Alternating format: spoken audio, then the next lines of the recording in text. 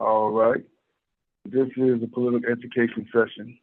This is part 2 of a session on the article Unity Struggle Transformation on Revolutionary Organization Leadership and Cadre Development.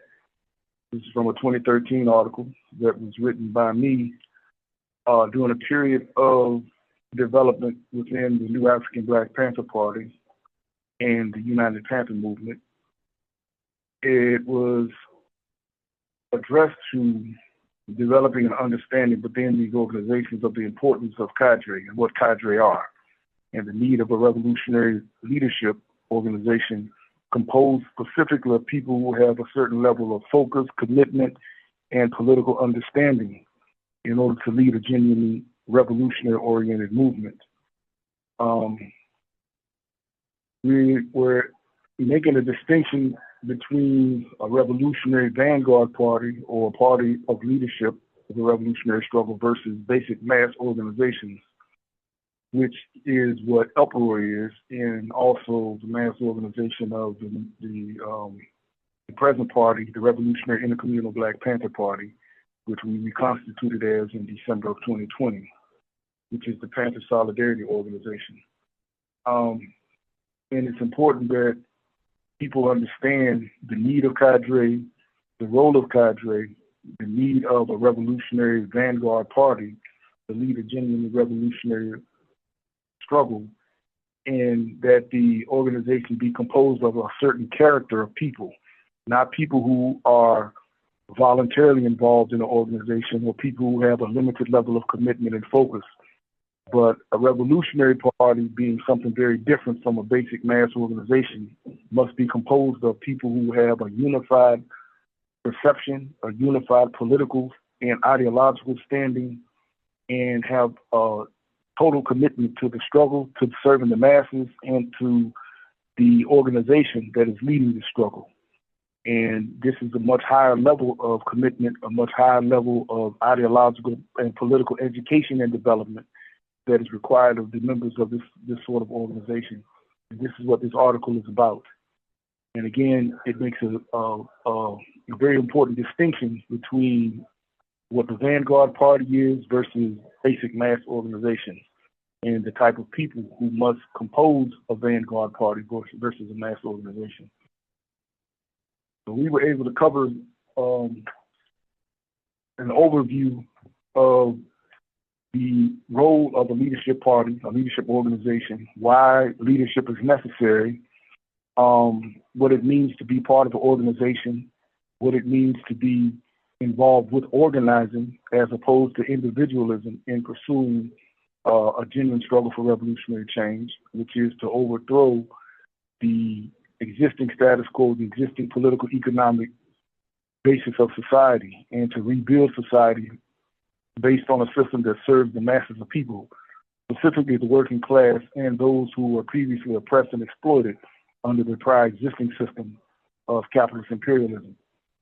And how we bring that organization about, what's necessary to understand in establishing the principles of leadership, how the people who become part of such an organization are able to trust and rely on that organization as both transparent, focused, committed, that is an organization that they know that they can work within and know that its members are comrades who have their back, who are going to have the same level of focus and commitment that they have, and that they will base their perspectives, their approaches, their values on a scientific approach to solving problems, which is historical and dialectical materialism, as opposed to idealism, dogmatism, sentimentalism, and pragmatism, or metaphysics. And those are the grounds that we basically covered last week. We had some comments that came from some reactionary views that made it necessary, and it actually pointed out why it's important that we have a scientific understanding and an objective understanding of history, and not be drawn off into sentimentalist ideas and dogmatist ideas and pragmatism and metaphysical views, that our understanding be based on an objective, thorough, complete, and scientific understanding of history and of existing social phenomenon, as opposed to, a lot of the influences that would lead to subjective and reactionary views. And with that said, we can go ahead and proceed. We're going to start by going around reading the remainder of the article. Each one of us, we can go in sequence. I guess Evie can help us to administrate who goes in, who will follow who, because I can't really see everybody as they appear in order in the session. But I'll start reading first. We're going to begin under the subtitle on the practice of cadres, and I'm going to read 2 or 3 paragraphs, and then the next person in sequence can pick up from there. A revolutionary vanguard is only as strong and solid as its members, or cadre, who must be rooted amongst the masses in struggle. Thus it is vital that the cadre be good at communicating and connecting with other oppressed people. They must be the natural leaders of the people whom others look to and seek the opinions of. Her and his love for the people must run deep. As Che Guevara once said, quote, "Let me say at the risk of seeming ridiculous, that a true revolutionary is motivated by great feelings of love," end quote. However, the work of a revolutionary is not measured by motive alone. As Mao Zedong is reputed as having said, quote, "How can we tell the good from the bad? By the motive, the subjective intention, or by the effect, social practice? Idealists stress motive and ignore effect, while mechanical materialists stress effect and ignore motive. In contradiction to both, we dialectical materialists insist on unity of motive and effect. The motive of serving the masses is inseparably linked with winning their approval. The two must be united. The motive of serving the individual or a small clique is not good, nor is it good to have the motive of serving the masses without the effect of winning their approval and benefiting them. In examining the subjective intention of a writer or artist, that is, whether his motive is correct or good, we do not judge by his declarations, but by the effects of his actions, mainly his works on the masses in society. The criteria for judging subjective intention or motive is social practice and its effect," end quote. Of course, not everyone among the people will be receptive, interested, or in intellectual or political growth, or even friendly. We have found, however, that at this time, many prisoners are, but they are hampered by limited access to literature and information and rules that strictly limit what they may receive and how much property they may keep. So collective pooling of materials and cadre-led study circles within the prisons are very important. On the other hand, many do not have a high degree of literacy or think reading is not cool. So it is important that we do verbal agitation and organized discussions, particularly on the yard. Cadre must be patient, sensitive, and tolerant, and most important, be good at listening. Some prisoners have been beaten down to where they have withdrawn into themselves, and we must reach them before we can teach them. Others are so full of rage that they reject reason and are locked into individualistic and self-destructive behavior. I don't want to interrupt the flow, but could we define cadre again? Yeah, let me actually. Okay, go ahead. You can do that. I was just going to scroll back up because I think that was laid out earlier. But actually, just go ahead, Rashid, and I'll keep looking for it. Thank you. Well, cadre are basically the developed members of a political organization, particularly a revolutionary party. They are people who have a certain level of commitment where they place the importance and understand the importance of the political struggle as above their own personal interests. So they are part of a revolutionary party whose focus is on serving the people and is committed to the struggle to overthrow an oppressive political economic system. So the cadre are the members of a party, which is distinguished from a basic mass organization or other types of structures, the party being an organization that has a committed, focused, ideological, and political line. In the case of a revolutionary organization, we're talking about a party and an organization that's led by a revolutionary proletarian political and ideological line. So the cadre being the members of this organization whose commitment is that of prioritizing the goals and objectives and serving the interests of the organization above other personal interests and interests that relate to other things. Okay, so it's kind of like activists, but not really. Like people are taking it much more seriously, it seems. Okay. Is this where we left off? Yeah. Okay, so Sure. am I starting in on the practice of cadres here? Oh yeah, let me This start paragraph that that down. begins with to serve the people. My apologies. I try to make mental maps with specific words, and I just very particular with definitions. Um, I'm like, can I give my 2 cents? So that's a little bit more understandable. Like the way I see the definition of a cadre is really like the like most educated part of like of the masses. Like they've read theory, they understand history, they understand dialectical materialism, and they use their knowledge and understanding to go back into the masses to guide them towards like to mobilize and for more like revolutionary action, because things don't happen spontaneously. It needs to be some sort of guiding force to lead people, because everybody's angry, but nobody knows where to direct their anger, and the job of the cadre is to guide people towards that direction. You get what I'm saying? yeah, I see. That makes sense. Um, okay, so are we starting at cadre must be patient? This, yeah. Uh, You start at to Debbie serve just read that paragraph, the next paragraph. okay. To serve the people, we must take a genuine interest in them and demonstrate Panther love towards them.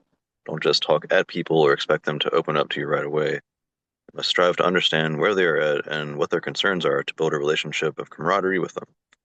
One can always find some points of common interest. Our political flow from our love for the people, and our politics flow from the love for our people and represent the highest interest of humanity. So they naturally uplift and inspire people once we get their attention. I've definitely seen that in real life. Most of our cadre will be capable communicators, although one should struggle to excel in this area. It was actually in prison that Fidel Castro developed his exceptional abilities as a motivational speaker. And Fred Hampton, another exceptional communicator, once said, I listen to anyone who speaks well. It is important that we are able to reach people's deepest feelings and longings. Whether good speakers or not, all of our cadre will have specific skills that they can work on and develop to serve the struggle and enhance the effectiveness of our party. As in any organization, everyone has contributions to make and a part to play. Quotation, no one person can do everything, but every person can do something, and all jobs are more or less equally important. That is, the soldier is no more important, may in fact be less important, than the person putting out the newsletter, or the person organizing the students, or the person agitating on issues such as no rent housing, or people's control of the airwaves. That's by James Yaki Sayles from his Meditations on Frantz Fanon's Wretched of the Earth.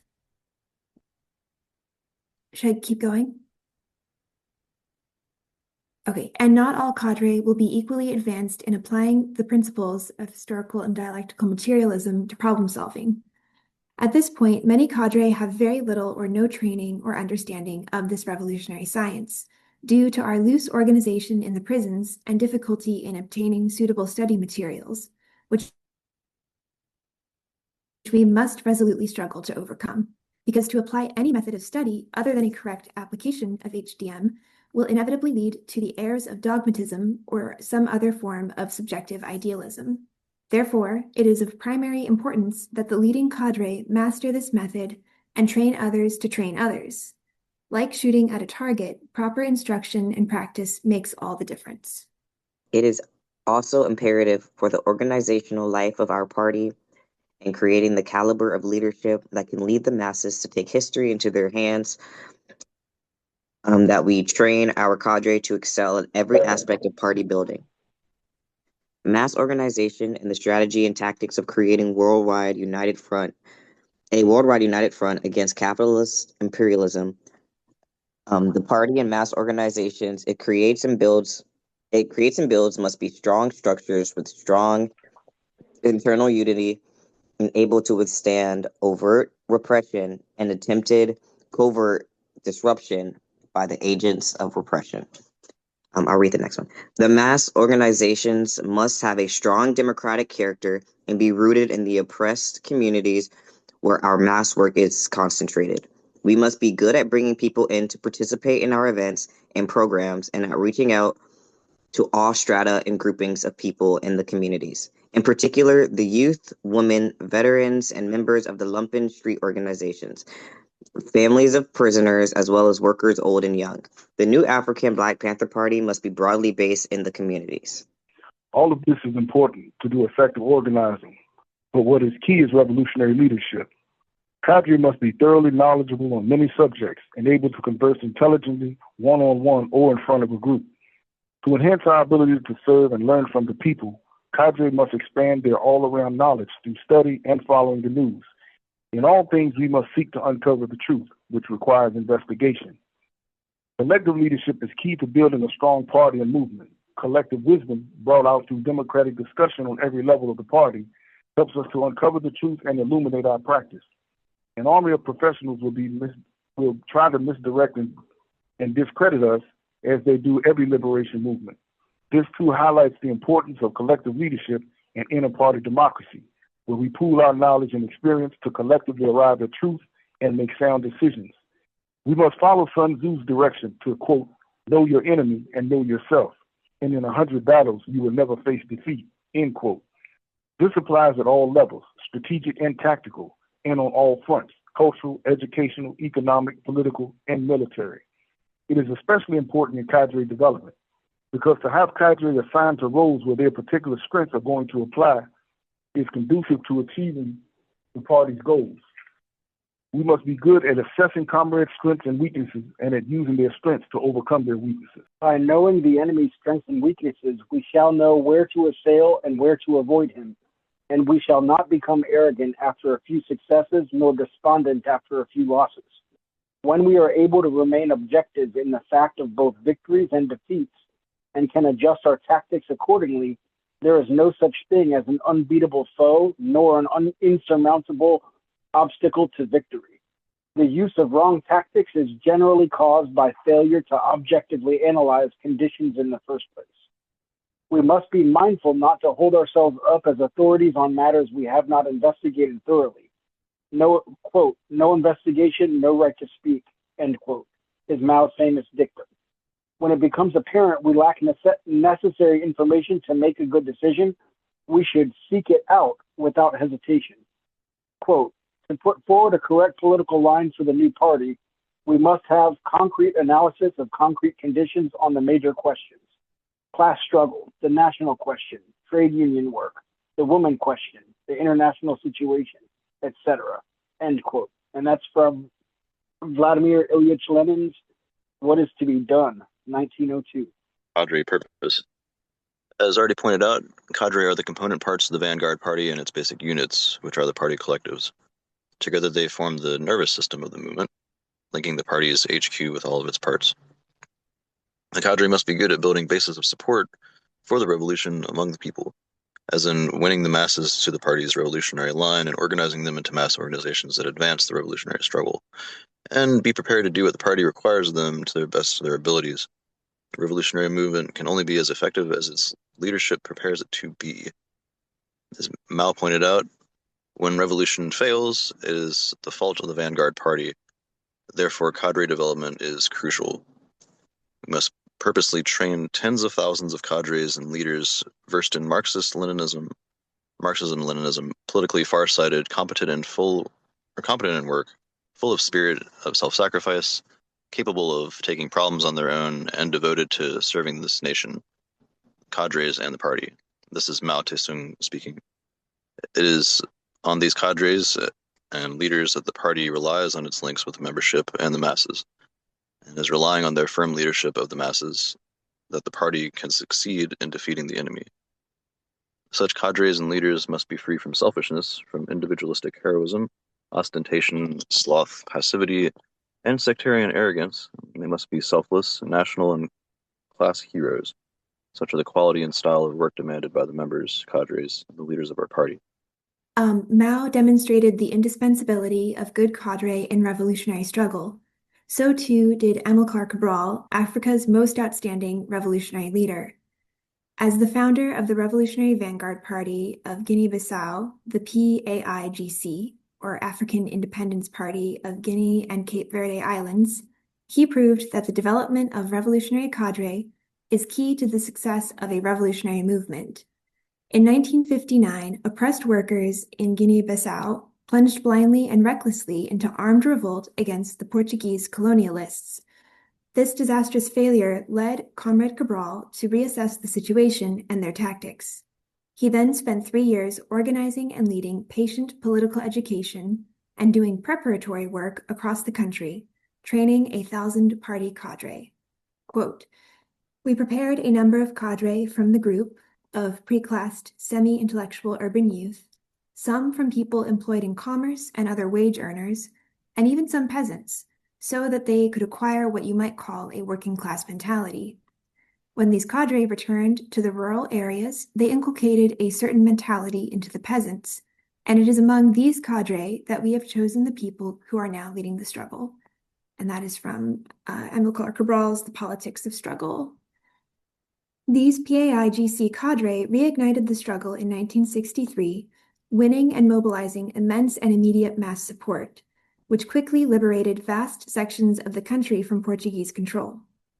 By 1969, 2/3 of the countryside was liberated, and only 5 years later, Portuguese control was completely overthrown, even though Cabral had been assassinated by the Portuguese agents a year before. It was the cadre, trained and prepared by Cabral, that led the people to victory. Hi, sorry, I'm adding this book to my reading list. Let me read this. As we discussed in a previous article, the original Black Panther Party's efforts to lead the mass struggle here in America met with failure, largely because it neglected to train and root its members in revolutionary proletarian ideology. Captain Rashid Johnson's on the role and characteristics of the Panther Vanguard Party and mass organizations. Have we read that? Did I miss that one? Oh, okay. Instead, its cadre retained and acted upon the values and perspectives of other classes, particularly the Lumpen proletariat and urban petty bourgeoisie, and even tried to advance a Lumpen as opposed to proletariat in political theory to validate this. Failures and reversals of revolutionary mass movements here and around the world have resulted in large part because of the failure to develop a solid core of revolutionary proletarian leadership. In the past, revolutionary movements have relied upon the petty bourgeoisie to supply the intellectuals for leadership positions, and this has proven to be a weakness, as these tend to be vacillating elements prone to right and left opportunism and revisionism. Because of its position in class society, the petty bourgeoisie vacillates between the bourgeoisie and laboring masses in outlook and interest. They have had the advantages of better education and standards of living over the poor and working masses, and though radicalized, they tend to retain bourgeois ideology and prejudices, which they bring with them into the workers' movement. The petty bourgeoisie have produced some fine revolutionary intellectuals and leaders for the revolutionary proletarian movement, such as Marx, Engels, Lenin, Mao, Cabral, and Nkrumah, and so on. But on the whole, many more have been disappointments. As a class, they are not so ready to commit class suicide, as Cabral put it, and adopt the revolutionary perspective of the proletariat. Instead, they impose their own perspectives and prejudices on the movement and resist the development of all-the-way revolutionary class struggle and consciousness. However, the development of the decline of capitalist imperialism has called forth a strategy of mass incarceration in America, aimed primarily at the new Africans and other people of color in the urban communities. Prisons have proven to be powerful settings for the creation of revolutionary intellectuals from the oppressed class, such as Malcolm X, Eldridge Cleaver, George Jackson, Hassan Shakur, and James Yaki Sayles. Malcolm X even dubbed them the, quote, poor man's universities, end quote. Here, poor proletarians have both time to do deep study, and to access revolutionary books and literature. This is what the new African Black Panther Party is tapping into, and is the basis of our strategy of, quote, turning the razor wire plantations into schools of liberation, which has taken our movement down a different path of development. Our object is not to indoctrinate prisoners with a political line from outside, but to develop the intellectual basis for formulating our own line and training cadre to provide leadership to build the movement on the outside, among the people in the oppressed communities, independent of the petty bourgeois dominated left. Yeah, in training cadre, we need to do more than give them materials to read and expect them to spontaneously develop. We need to create party-led study discussion circles and an interactive study program as part of our strategy of transforming the prisons into schools of liberation. We need to train prisoners to be critical and tactical thinkers. Cadre need to be flexible and apply critical analysis to developing and amending tactical plans. We need cadre to be creative and innovative in applying the party's general line. We need to encourage cadre to go beyond learning a few basic concepts and develop in-depth understanding of all aspects of the struggle, strategy and tactics, different techniques and methods, and historical applications. Overall intellectual development must be stressed. Intellectual skills, such as doing research, writing, and debating, must be developed. Parties should assimilate and circulate good ideas and practices from the cadre. We should develop information sharing through our newsletters and implement new ideas and practices that arise in our organizational work. Cadre must be good at teaching organizational skills to others. They should also be conscious to set the best possible examples in character and conduct at all times. This is important because our role is not to exercise political power over the masses, but to empower them. Our example must be of selfless dedication to the masses and their best interests, helping them to create and build institutions of people's power in the communities and programs to serve their specific survival needs, enabling them to solve problems in their daily lives. It is also why we must guard against allowing just anyone into the party or to remain there if they don't have the proper motivation and dedication. Party cadre should be more disciplined and self-sacrificing than ordinary people. People should look to them as role models. People tend to characterize a whole movement by what they observe in its members they have contact with. This places a heavy responsibility on each and every Panther cadre to always represent the party in the best way. If we deviate from the party's principles, discipline, and program, people will think our party is a joke, a sham, and a hustle. They will not support our party or listen to our message. The enemy will use our mistakes and shortcomings to vilify and discredit us in the eyes of the people. Instead of leading, we will become another obstacle to the people's liberation. This, too, is why the party must be open to the scrutiny and criticism of the masses, transparent in its relations with them, and willing to rectify its errors, humbly and honestly demonstrating that we are servants of the people. As Cabral said, hide nothing from the masses of our people. Tell no lies. Expose lies whenever they are told. Mask no difficulties, mistakes, or failures.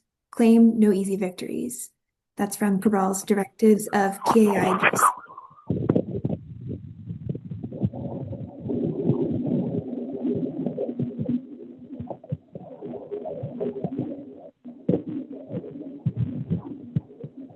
Somebody might need to be muted.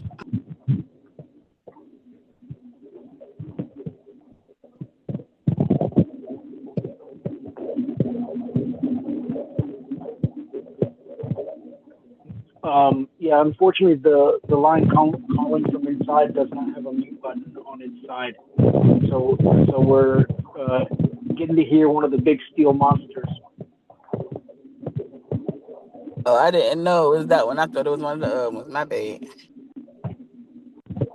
I can read it. Hopefully this will give party comrades and supporters a clearer picture of the importance of cadre training and development and the kind of leadership we need to develop. We are serious about revolution, and we see a revolutionary situation developing in the period ahead of us. This is a time of preparation, a time of laying a strong foundation. If you have what it takes, join us. Dare to struggle, dare to win. All power to the people. All power to the people. All right. With that, I'd like to open up the session to comments, critiques, questions, suggestions, responses, remarks. Anything that any of the participants have to contribute to the discussion, I'd like to open the floor up to you. I really, really like Rebecca this has her hand raised. text. Oh, who had their hand raised? Oh, sorry, Levi. Go ahead, Rebecca. Oh, that's okay. Go ahead, Levi. Really sorry about that. But I just want to say I really, really like this text. I really like the part going over um the revolution um of Guinea and how like right now I'm reading October about like the October Revolution, and one thing that's just coming up a lot is Lenin just being like now is not the moment to have the revolution. Like it's really hot and everybody's really angry and everyone's really ready. Well, not really ready, but everyone's really like really amped up and they're ready to like go out and like have a revolution. But Lenin's like, we are not at that stage yet to carry it out. And this is just like another example of that where you need to like with the specific case of Guinea, where it's like you need to have the correct like change in quality and changing in quantity of like a cadre organization to reach the point of like that's ready for revolution and for it to be successful. Um, I just really like that. This is just another example to show that like this is dialectically materialist and that we need to study history to understand revolutionary struggle. Check. Yeah, I agree with you. Agree with you 100%. And to add to that, I've often had discussions with comrades or been asked by comrades, why have there never been revolutionary movements or revolutionary change and struggles inside of America? Particularly since, the era of the socialist and revolutionary upsurges, whether you go back to the period during World War II or you look at the 60s and 70s. And one of the things that I have pointed out, and I feel it's important for us to understand, is there often has been a revolutionary leadership vacuum. And it's been a lack of a genuine revolutionary organization. You had the failures of the Communist Party USA during the post-World War II period to really engage in a revolutionary proletarian ideological and political line as the leading line of their struggle and the work that they did within the working class movement. And then you had the deviations, the left and right deviations within the original Black Panther Party that derailed some of its advances, post 1971. And it's imperative that a revolutionary party led by the correct political line, the correct ideological line, and a unified cadre who are bound together and joined together, thinking and moving collectively and as one with the correct political and ideological line, lead that sort of struggle. And this is, as you pointed out, why the Russian Revolution was not prepared at certain stages to engage in the revolutionary struggle in the streets, and why at this point it hasn't been, or the conditions may have been right, but the leadership was not there. And the same being the case with the struggle in Guinea-Bissau. When they first, went off into a reactive response to the colonial powers of the Portuguese, and they engaged in just a reckless armed struggle and met with almost disastrous results. And Amílcar Cabral took them back and established a training base in neighboring countries to develop cadre training schools, and he developed his cadre within, a rear base area, a protected area, and then brought them back into Guinea-Bissau to lead the struggle correctly. And this is what we always needed and what we need now. In order for revolution to succeed, you have to have correct revolutionary leadership, and that being a correct revolutionary party led by the correct ideological and political line. And again, as you pointed out, it's 100% correct that this cannot be done without a genuine vanguard party. And this is the importance of this article, and this is why this article was actually written, was to stress the importance of the vanguard leadership, cadre development, and that you have this organization composed of these people with the correct line and the correct level of commitment, working together and moving as one. I'm curious, do others see the importance of the need for the revolutionary leadership and why now there may have been a lack or a lapse in this sort of struggle in America, even where now we have an extreme level of social ferment, extremely reactionary policies being implemented by the status quo against the masses, the working masses, and even the masses whose interests are at stake.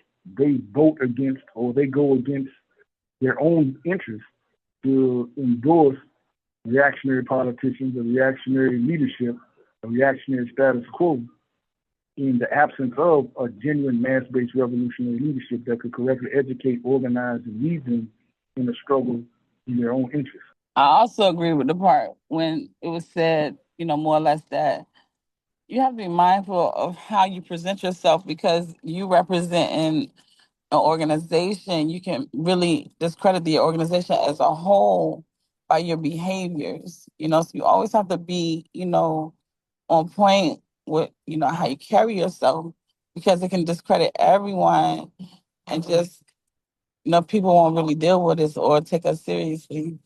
I was just speaking about that earlier. Yeah, I wanted to second that notion. Yeah. That part also stood out to me. Mm-hmm. And it's interesting to note that I might have mentioned this in the last meeting, just with the capitalist structures that corporations occupy and they offer us, we want to try and care about the company and we want to try to act as a representative of the company, but most people's hearts just aren't in it because they're selling lazy boys to people on the other side of the world that they don't even know or whatever. So when it comes to politically organized movements, that's when people's hearts are really in it from the get-go, I think. And so giving them the communication skills, setting them up with maybe like therapies or counseling that might help them improve their particular skills, and also just giving them like a general framework for the organization. Like this is how we'd like to try to communicate and present ourselves. That might help. But I guess I'm saying like this is where political organizations should be working, or at least like a society should be working from, is from the, like we say, power to the people, but it's also like this motivation of the people, like the impetus and the natural dopaminergic fueling of the drive to present yourself well and to really be motivated, I guess, as a cadre to do what needs to be done and to make all the connections that need to be made to bring people into the fold and to make real movement. Yeah, that's a big part of that. That's the importance of us being based amongst the masses, us coming from the masses, being seen by them to serve their interests, and takes us back to the point that both of you just made, the character that we represent as organizational members of the organization, so that the people know and trust and see that we are serious and are willing to commit or make sacrifices or the necessary sacrifices to fight this struggle under the leadership of our organization. Rebecca, I did want to circle back to you because you had your hand up earlier and got cut off, but did you have any thoughts that you wanted to share? Yeah, I actually had a question. The section about the original Black Panther Party, it says it neglected to train and root its members in revolutionary proletarian ideology. And I wanted to understand how these terms are being used in that context. Maybe if someone could share examples of the Black Panther Party cadre retaining the values and acting upon the values of the Lumpen proletariat and urban petty-bourgeoisie, and the idea of a Lumpen political theory. I think I'm still like not clear on the definitions of these terms, and so definitions, but also I think just the examples of what we're talking about in that context would help. Okay. Let me start with sort of an analysis or breakdown of the three stages of a proletariat in relation to a revolutionary struggle. Okay, you have what would be considered the proletariat per se, who is simply a person who, to meet the needs of the family, to serve the interest of the home have to go out and work in the labor market for a wage. Their focus primarily is to bring in the resources. We just lost Rashid. On the screen, I've got pulled up a different article of Rashid than one that was referenced in what we read. It's on the roles and characteristics of the Panther Vanguard Party and mass organizations. And in it, Rebecca, he goes into a little bit of what is a vanguard party and what is a mass organization. And he talks about how there was some confusion as to whether they were operating as a mass organization or a vanguard party. And so they were recruiting people as if it were a mass organization, but they didn't have like a proper cadre development program in place. And so they sort of grew too quickly and they centralized decisions around certain figures. And so in this article, I think it's this article, Rashid talks about. All right, I'm back. You ready for me to jump back in where I got cut off? Yeah, please. Okay. Basically, I was going into there are basically three stages of a proletariat in relation to a revolutionary struggle or class struggle. You have the basic proletariat, who is conscious primarily of providing means of survival for the family, for the home. Now, they have a certain level of consciousness within that to work in an organized structure in the workplace to produce what it is they work to produce to earn the wage that they in turn use to provide the basic needs for the family: food, clothes, shelter, and entertainment. Their focus is primarily on the family unit. Their consciousness doesn't extend beyond meeting the needs of the home and basically the community. Then you have the class conscious proletariat, which has two stages to it for the class conscious worker. You have what is considered the militant class conscious worker and the revolutionary class conscious worker. A militant class conscious worker is the worker who understands or their sense of commitment rises above just serving the needs of the family, but they understand the needs to meet certain struggles or to gain certain advantages for their class within the workplace, such as need for higher wages, better working conditions, certain benefits, and improved conditions within the workplace for the workers. And they understand that in order to gain these things, the workers would have to work together. They would have to unionize, consolidate their numbers and their struggle, and be willing to make certain sacrifices for each other and together to meet these needs or to reach these objectives. So they have a sense of duty to the masses within the workplace. So they're conscious beyond just meeting the needs of their home and community into understanding the need to work together to meet the needs of each other in the workplace. This is what you would call a militant worker. Okay, you have then the revolutionary worker whose level of consciousness is raised beyond just meeting the needs of the home and community and meeting the needs of the workers within the workplace to understanding the need to change or fundamentally change the conditions of society and to understand their role and their power as the producers of society to come together and struggle in a revolutionary movement to overthrow the oppressed conditions that they suffer and the masses of people suffer in general under a class-based system where the bourgeoisie exploits everybody. So that would be the revolutionary worker. And to reach that stage, this is what we're talking about now, the need of the workers to consolidate into a revolutionary party that has a higher level of political and ideological training, study, and understanding in order to work together to bring about a fundamental change and overthrow of the existing oppressive system. So the Lumpen, which is the class that, if you look at the original Panthers, their focus was the urban people who are considered the criminalized element, the element who has been pushed out of the workplace. There is not an adequate number of jobs available to them, or they have just become criminalized by choice. They don't seek to work. They don't seek to work within a cooperative setting to earn a wage to produce the needs of themselves and their families, but they would prey on others, they would exploit others, they would act very much like the capitalist class does everyone else, but at an illegal or a criminalist, or from a criminalist perspective and a more individual perspective. So they are the underclass who don't work, whether it's because of the conditions that they live under, there being no jobs available, or by their own choice. They seek to live by primarily preying on the workers and the proletariat and in society in general. So these would be your drug dealers, your gang members, your hustlers, your people who rob, steal, etc. These are the lumpen. And during Marx's time, Marx and Engels rejected the lumpen as the dregs of society, a reactionary class that they saw basically having no revolutionary potential. Because they're reactionary, they have very little sense of consciousness or responsibility to the masses, the workers, or society at large. So they're very self-serving, they're predatory, and they don't really have any regard for the interests of those who are the producers of society.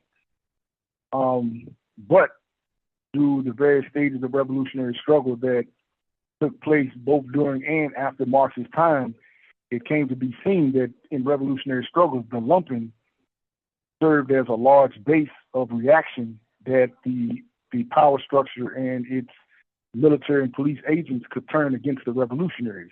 They served as a reactionary element who were easily appealed to, bribed with certain levels of power, being given exemption from criminal prosecution. They were allowed to engage in certain criminal activities in exchange for them becoming violent disruptors or violent agents of reaction against the revolutionary movement of revolutionaries.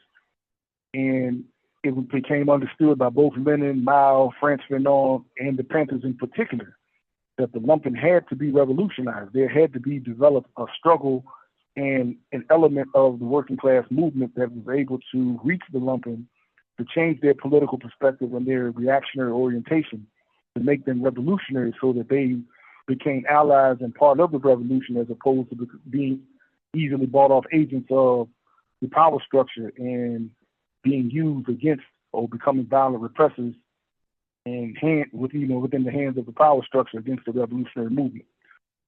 So this is what the Panthers excelled at, and it was something that they brought to the table that no other organization in the past had considered or effectively organized to develop, which was a party that was able to revolutionize the lumpen or revolutionize the marginalized, criminalized element in society. And because of Huey Newton's theoretical contributions, he recognized that the lumpen were growing at a vast rate and he predicted that they would come to outnumber the proletariat because of the advances in technology and automation, because with these advances, the working class was becoming in many areas of the productive system obsolete, because technology, computers, and automation was taking over the jobs that were performed by manual laborers previously. So a large sector of the population was being concentrated in urbanized settings where they didn't have access to work and jobs, so they were being forced to survive by any means necessary, which was vastly expanding the lumpen class.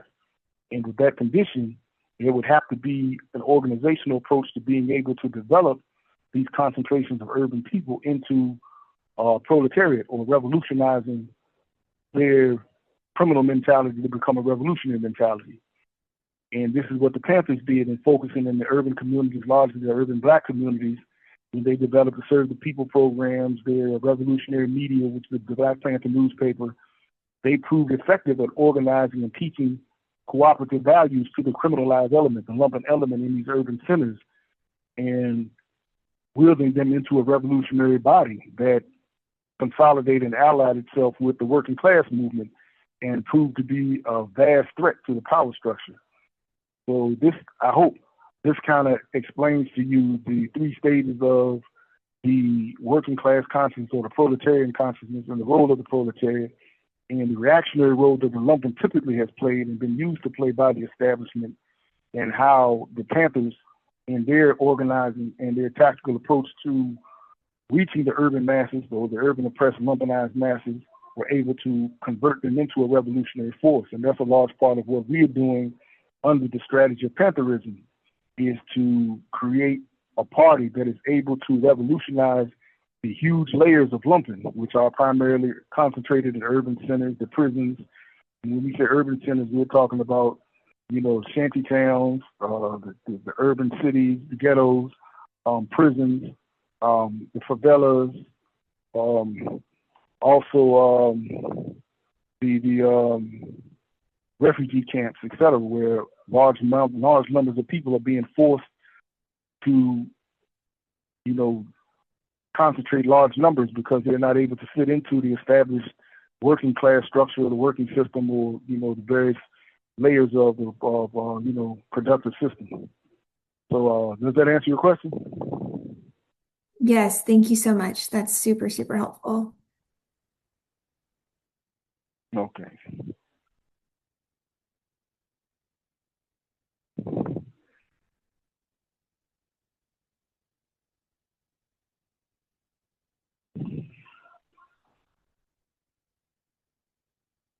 I have a question.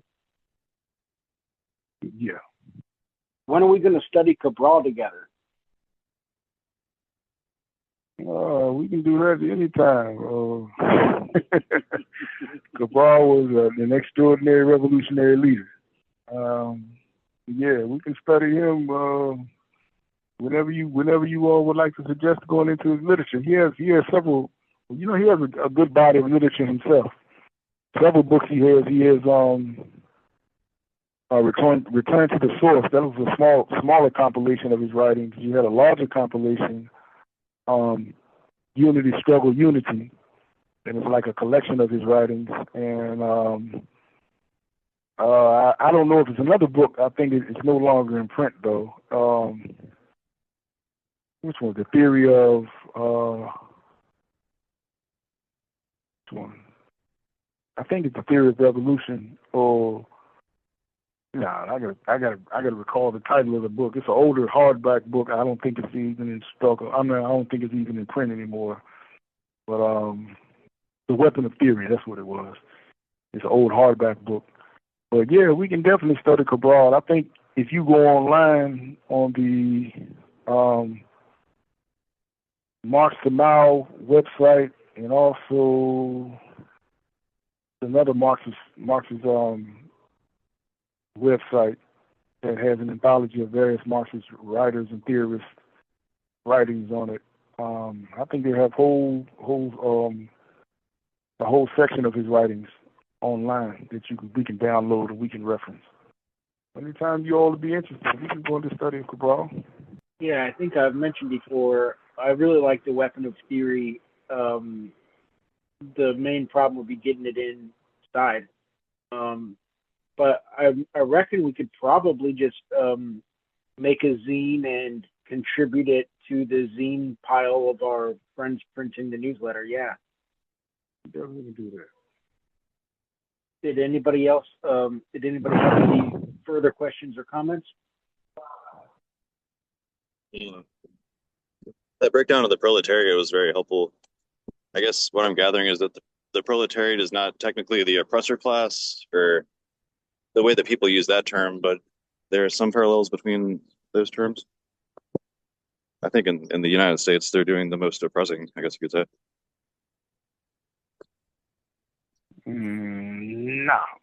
No, the proletariat are the workers. They are generally the wage earners in society. They are the ones who produce the wealth of society. They're the ones whose labor produces the wealth that is expropriated, is stolen by the capitalist class, and they hoard the surplus value of what the workers produce to basically produce their massive amount of wealth, the wealth that they hoard, and lord over the rest of society. By owning the means of production, the productive system, they force the masses of people to work for them, to sell their labor power in the workplace. And they only give them a small amount in return, in crumbs, of the value of the actual value of their labor, which they purchase the basic things that they need to survive and have to keep coming back working and selling their labor power in the workplace day after day. They're basically wage slaves. They're literally no different from slaves of old. But instead of the owner or being owned by the slaver and the slaver giving them, a small modicum of shelter and crumbs to survive, they're given a wage. And with the wage, they buy what a slaver otherwise would give the slaves to keep them fit to keep working and producing what he hoards and sells on the market to become immensely wealthy while the slaves remain poor and dependent. This is how the workplace works. This is how the productive system under capitalism works. The workers sell their labor power to the boss, who is the owner of the means of production, and he only gives them a small return in what they actually produce, and force them to use the small amount that he gives them in wages to buy back what they produce themselves, and just enough to keep them fit to keep coming back and working for them. So it's a cycle of having to sell their labor power to the boss. That is the working class. That's the proletariat. So they're in no way the oppressors. They are oppressed. They are exploited without even being aware that they're oppressed and exploited and understanding the nature of their oppression and exploitation.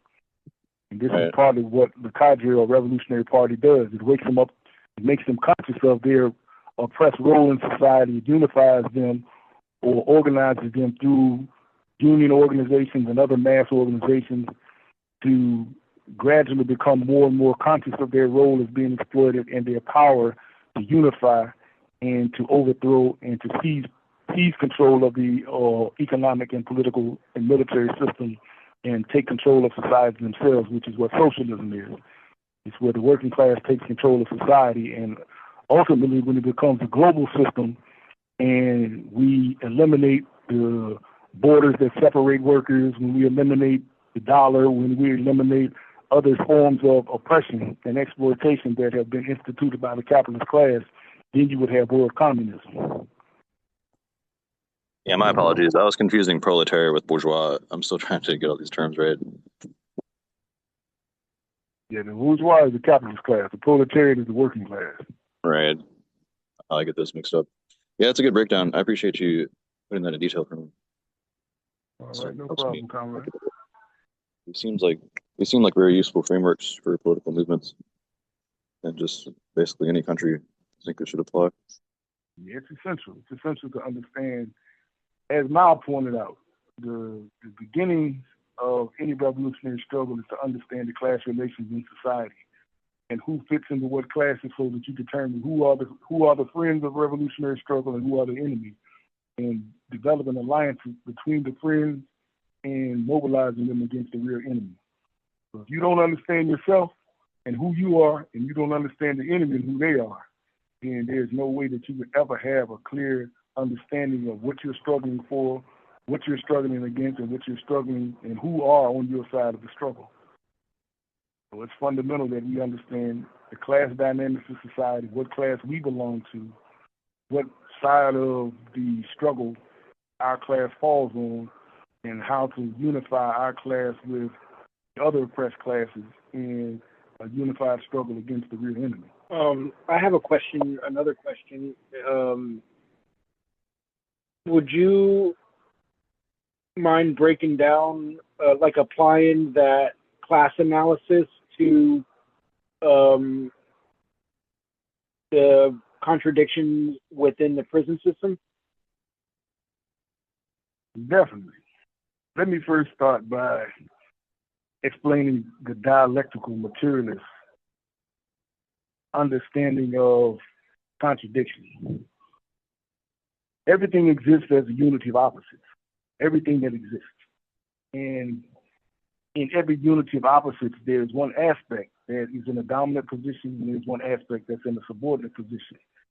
If we ever want to understand how to move something forward, to change a condition, to advance it, to cause it to decline, to become weaker, or to destroy it, you have to understand the internal contradictions, the two principal forces in contradiction within that entity. If we look at society, what we're talking about in the class struggle and revolutionary struggle, there are two classes that exist that form the capitalist structure. The two mutually contradictory classes, they being the workers or the proletariat and the bourgeoisie or the capitalists. Without either one of these classes, or with one of these classes having destroyed the other, then capitalism would not exist. So you have to have one class that sells its labor power and the other class that expropriates the labor power of the working class in order to have capitalism. And if we understand human society, the fundamental contradiction within human society is the contradiction between those who work and those who do not work, but profit, or those who obtain benefits from the workers. Every human society, the basis of a human society is the economy, or the relations of production. The workers or the masses of people working together to produce the necessities of society for people to survive. Without this relationship, you would have no society. And actually producing the economic needs, or providing for the economic needs of people, is what causes people to come together to form societies. And at each stage of human social evolution, you have this basic core contradiction within society, or people who work together to provide either communally or work together to provide with a competitive contradiction within the society. If you go back to the old hunter-gatherer societies, if you go back to the basic basic village societies where you had the level of agriculture evolving and the development of pastoralism, which is raising animals or domesticating animals, to feudalism, to capitalism. You always had people working together or against each other to produce for the needs of the society as a whole. And if you destroy those contradictions, then you would destroy human society. There would be no society. And that is what forms the basis of human societies. So understanding that within capitalism, you have a working class and a capitalist class, within the prison, you have two fundamentally contradictory classes that struggle against each other. One is always in a dominant position, one is always in a subordinate position. And they change positions, giving the development, the internal contradictions as they evolve within the prison system. The two fundamental contradictory classes you have within prison is the administration and the prisoners. Without administration, you would have no prisoners. Without prisoners, you would have no administration.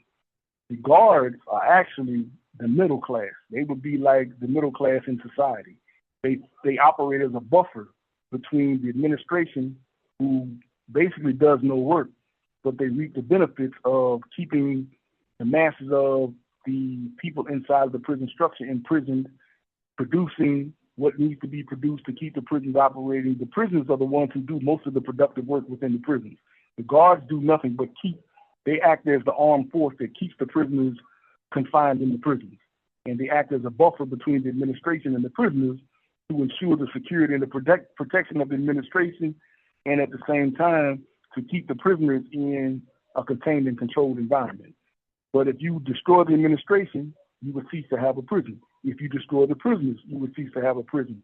And within the prison structures, you always have a competition between these two fundamentally opposed groups. In some stages, the administration would be in a dominant position.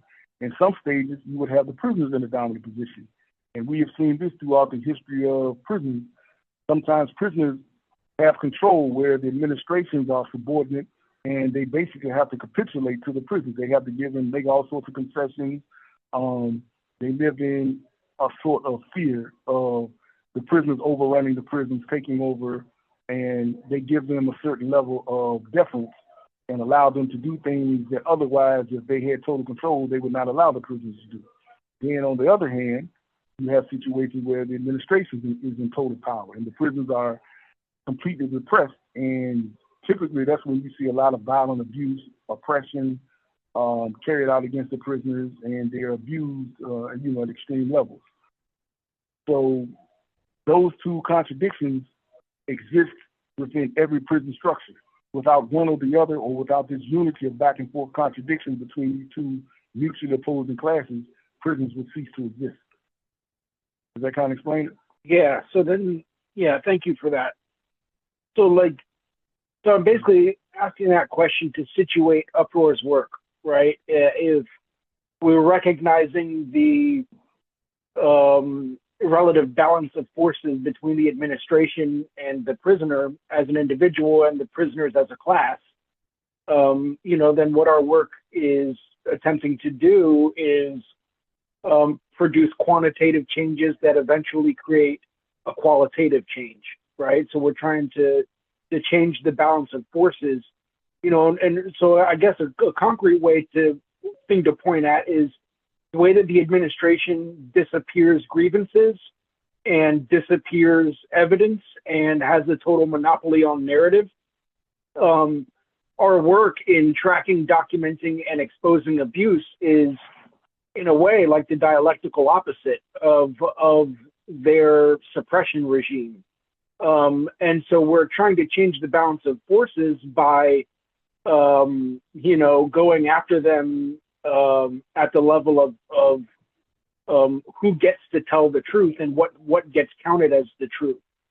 And so that's why I think, when we get the word out, when prisoners and their loved ones tell us exactly what's happening and we get the word out and we let the public know and we ask the public to let the administration know, right? We're creating this sort of feedback loop that they're trying to contain. Yeah,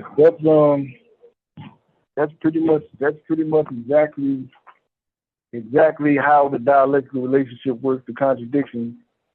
But the thing is, we don't want to just allow officials to have a monopoly on the narrative by controlling or allowing the grievance system to be the controlling device of the narrative.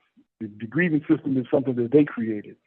We want to create a structure or a mechanism where the voice of prisoners can be heard in a forum where we can change that balance of power. The grievance system works within the internal controls of the prison system or the prison administration itself.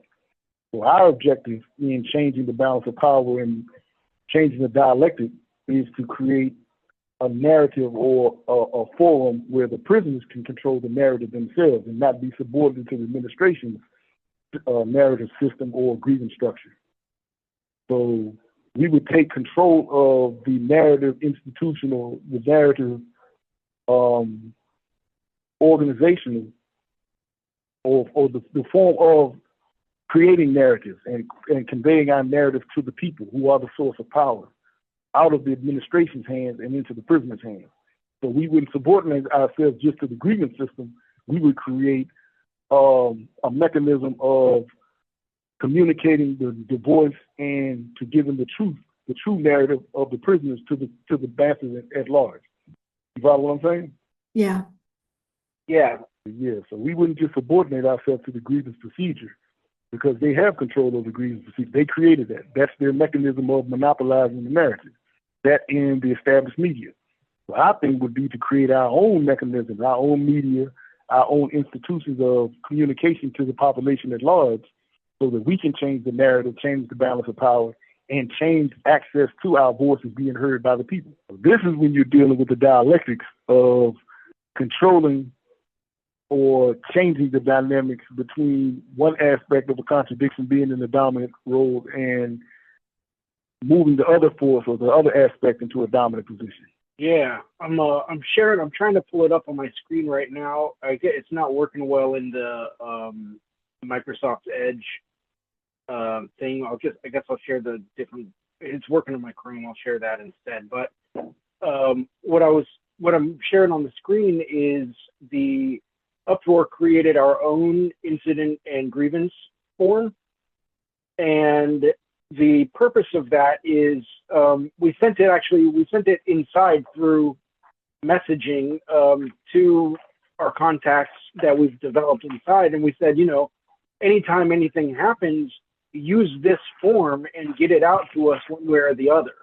Whether you type the answers in on JPay or whether you write a letter or whether you call our hotline number, if you write down all of this information and have it prepared to read on the phone, that will give us the most information that we can use to intervene from the outside, right? So it shows, the prisoner's name, inmate ID, what cell and unit, what facility, what date, what type of incident, right? So basically we've created our own grievance reporting system that is entirely independent of the one that the administration controls.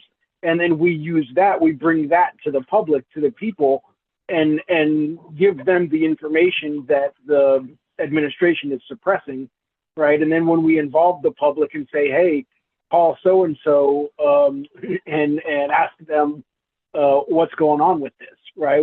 Say email such and such. You know, that's how we've been able to reverse a few of the most egregious things that they've done. We were able to bring Ekong Ishite home from Indiana. We were able to get them to get the Commonwealth of Virginia, the state itself, to drop charges, felony charges that they had put against Austin Arocho for setting his own self on fire. They didn't want anyone to know about that, right? They tried really hard to keep that a secret, and we found out about it. We made a big deal about it, and they had to drop the charges, right? And so it's you know, dialectics at the level of you know, the balance of forces, right? And so this is kind of just thinking through how to use that and how we are using it, you know, and how we can kind of share that and spread it around a little bit. Yeah, so this kind of shows that we are a mass organization. So again, we're making a distinction between a mass group versus a vanguard party and a cadre. But the same basic elements are at work in what we're doing within the mass organization. We are understanding the importance of applying dialectical materialism, in both understanding the nature of the system we're struggling against, the two opposing forces, that being the prisoners versus the administration, and how to change the balance of power, how to focus on moving prisoners into a position where we are able to become the principal aspect or take a dominant role in the relation between the administration and us, and to basically suppress the administration's oppression of us, and doing that through applying the scientific approach to understand the mutual contradictions and how to push our ticket and to repress the powers of the administration in oppressing and abusing us. And this is the same type of analysis that has to be brought to the revolutionary struggle at large, understanding the class relations and class contradictions in society and how to move the interests of the working class to where they become the dominant force as against the capitalists of the bourgeois class, and moving them into a subordinate role, whereby at some point we are able to give control and power to the working or the proletariat, the working class, as against the capitalist or bourgeois class. So do we have any other questions or comments or critiques? I wasn't sure what time. Thanks, everybody. Oh, are we ending now? Was it supposed to end at 5:30? Yep, we're gonna just wrapping it up. Yeah, we're wrapping it up. We passed 5:30 now, so yeah. So with that, I did want to flag that we'll be meeting at the same time next week. I actually already put up a social media post, but I erroneously said that we'll be covering 2 articles. We're going to try not to do that in general, and definitely not next week, because at least one of these is pretty long. But we plan to read Memorializing a Neo-Nazi, the commemoration of Charlie Kirk from last year, and also From Sneaky to Open Racism, Understanding White Supremacy in U.S. Politics Today, also from last year, written by Rashid, both in October, that they were published anyway. But so we're only going to do one of those. Chronologically, if we're going in the order that you wrote them, Rashid, we would be doing Memorializing first. Is that cool, or should we do the other one? Yeah, we start with that. Yeah, we start okay, with that. so so we'll do that 4 o'clock to 5:30 next week, and the recording for this session will be up within the next day or 2 on the Gulag USA YouTube channel. All powers to the people. All right. People. All right. Glad everybody could participate. All power to the people. All power to the people. All powers to the people.